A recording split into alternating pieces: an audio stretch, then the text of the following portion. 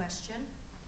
Redevelopment in Newhall and proposed development agreements for Smizer and Kasdan properties impact current residents, merchants, and surrounding neighborhood lifestyles and community standards. What is your position on the pending developments and how the developments affect the community?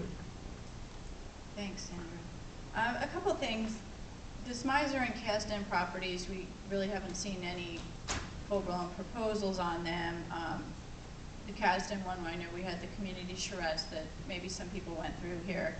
And I do feel that the residents were not heard on that one. It was an interesting experience to be there and talk to the planners and say, yeah, this is what we want. Oh, thank you for your feedback. And this is what we're doing, and it's completely different than what we all said. That was pretty funny. But the concept is good. To have those community charrettes, we just need to make sure that people are heard. I hope that we do as much planning on the Smizer project. And again, downtown Newhall was vetted, but the execution could have been a little better. I think we're getting there in that we're getting the vision for these areas, but we need to look at the execution a little better, and that's something that I would like to work on City Council. Community standards is something that was in that question. Placerita Canyon near Masters College has a community standards district. I have worked to bring that to the Happy Valley area. We've been working on that.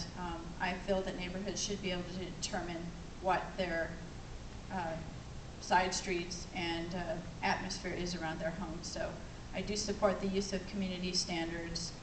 And I guess the last thing I would like to comment on all of these developments is everybody's concerned about the individual developments. One thing we need to recognize is that we did just get our great open space measure.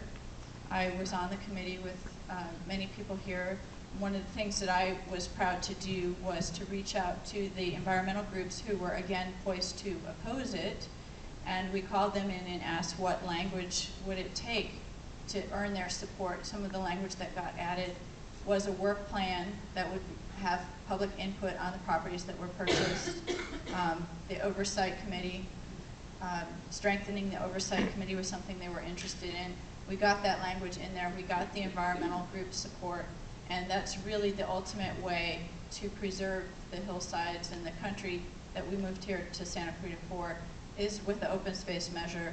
Another thing that I'm working on is a truly nonprofit land trust organization being done with the Nature Conservants, and some other people are trying to start a private entity here, much as it's done in Ojai, to make that another charitable cause that we can participate in. Is buying land and preserving it. So that's a fair way to take it off the table, and there'll be no qualms over the end use of it that way. So those are some things we can continue to work on.